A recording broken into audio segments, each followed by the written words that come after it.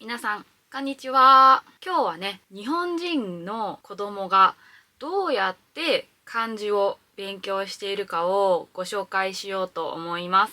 皆さんは日本語を読む練習ってしましたよね。皆さん、この字幕読めてますね。日本語を読むときや書くときは3種類あって難しいってよく生徒さんが言っています。3種類ね、ありますよね。ひらがなとカタカナと漢字ですね。日本人はこの3つをすべて使えてすごいねってよく言われます。じゃあ、日本人は日本人だから自然と3つの日本語が使えると思いますか？日本人にとって日本語を書くことや読むことは簡単なことだと思いますか？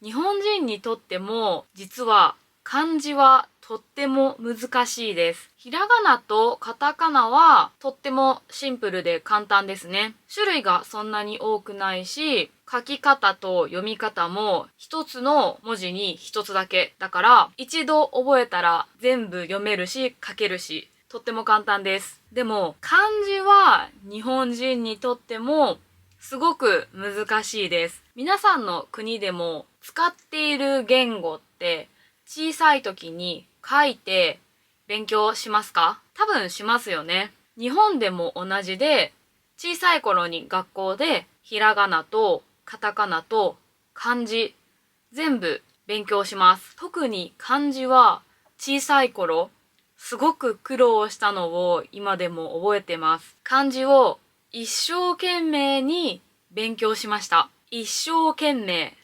わかりますか？漢字が4つついてますね。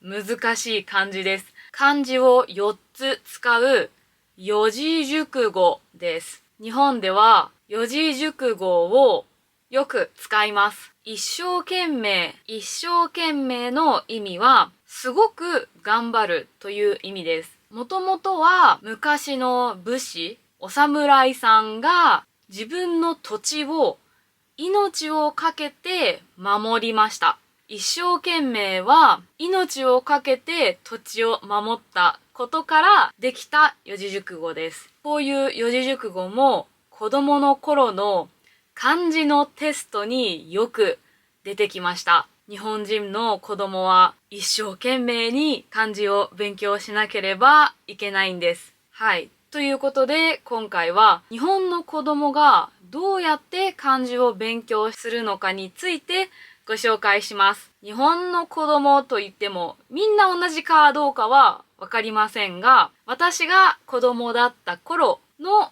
漢字の勉強方法をご紹介します。このチャンネルでは私が日本語で日本の文化などをご紹介しています。動画の設定から日本語以外の字幕の設定もできるので、必要な人はチェックしてみてください。それでは本編に入りましょう。チャンネル登録といいねボタンで応援よろしくお願いします。はい。日本の子供は漢字をとにかく書いて覚えます。書かないと覚えることはできません。そして漢字には書き方があります。漢字にね、馴染みがない人にとっては漢字って絵みたいに見えるかもしれません。でもちゃんとね、どこからどう書くって決まっています。ルールがあるんです。そういうのを子供の頃にちょっとずつ勉強します。小さい頃は漢字ドリルっていう長細い教科書のようなノートのような本があって、そこに漢字を書いて練習しました。たくさん何度も何度も書きます。だいたいこういう四角いマスに十字の線が書いてあって、漢字のバランスを考えながら丁寧に書いていきます。漢字テストがあるので、覚えて書けるようになって読めるようにならないといけません。本当に最初の時はとっても簡単な漢字から勉強します。例えば木という漢字があります。これは他の漢字と組み合わさって一つの漢字になることもあります。漢字が合体するとその木は木偏と呼ばれます。木偏が入っている漢字は、だいたい木に関係する意味を持っています。他にも、山水とか草冠とか、漢字には見れば一瞬で大体の意味がわかるものがあります。だからそういうベースになる簡単な漢字から最初は勉強します。他にも実は漢字は象形文字といって絵から成り立っているものもあります。例えばお日様の日という漢字もありますね。日曜日の日でもあります。これも太陽の絵があって、それが漢字になったと言われたりします。だから漢字と漢字の意味の絵を一緒にイメージして関連付けて覚えると覚えやすいかもしれません。それから日本人はよくこういうものを使います。これはノートですね。それからこれは下敷きです。3枚あります。黄色、青、緑の下敷きです。昔は赤とかも持っていましたが、もうどこかに行ってしまいました。多分勉強していた時に使ったので、どこかのノートに挟まれていると思います。この下敷きは半透明です。私が見えますね。そもそも下敷きの使い方は皆さん知ってますか？多分日本以外の国で下敷きは使わないと思います。使う国があったら教えてください。韓国とかだったら使うのかな？下敷きの使い方はノートのページに挟んで使います。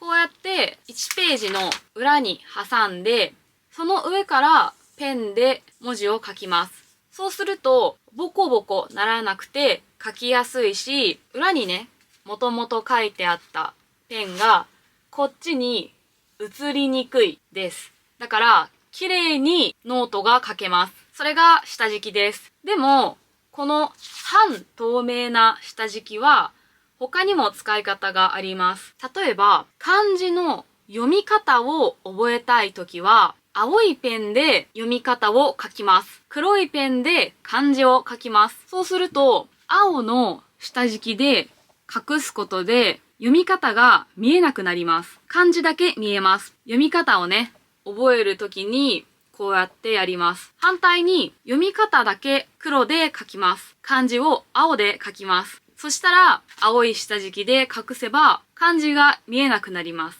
だから自分で漢字が書けるかどうかチェックするときに使えます。だからこうやって自分一人でクイズができます。今回は2つしか書いてませんが、もっとね、たくさんバーっていろんな漢字を書いたりとか、読み方を書いたりすれば、自分だけのね、ノートが作れます。日本人はそうやって工夫をして漢字を覚えることが多いです。他にもね、単語カードといって、小さいカードの表に漢字、裏に読み仮名を書いて、ひっくり返して表と裏で漢字が読めるか、漢字を覚えているかっていうのを確認するっていう勉強方法もとってもメジャーです。だいたい小さい紙には穴が一つ開いていて、リングを通せます。それをペラペラめくることで漢字を勉強したり、英単語をね、勉強したりします。日本ではそういう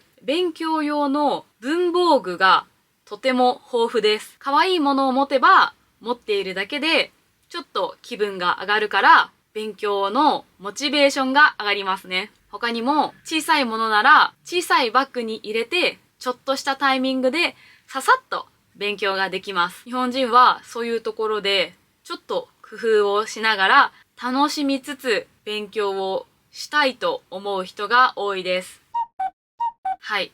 こんな感じでね、日本では漢字を勉強します。とにかく書いて覚えます。中学生くらいまでは漢字のテストがあるので、すごく勉強します。高校になると、わざわざ漢字のテストをすることは減りますが、それでも他のね、試験で、例えば歴史とか勉強するときに漢字が書けないと答えが書けません。そうやって毎日ね、ちょっとずつ漢字と触れて覚えていきます。日本人にとっても漢字を勉強するのはそんなにね、簡単なことではありません。皆さんもすごく苦労しているでしょうか？もしね、中国語を書く方が今見ていらっしゃったら、皆さんの国でどうやって漢字を勉強しているのか、ぜひ教えてください。すごく興味があります。ということで、今回の動画は以上です。最後まで見てくれてありがとうございました。また次の動画でお会いしましょう。またねー。チャンネル登録といいねボタン、コメントもお願いします。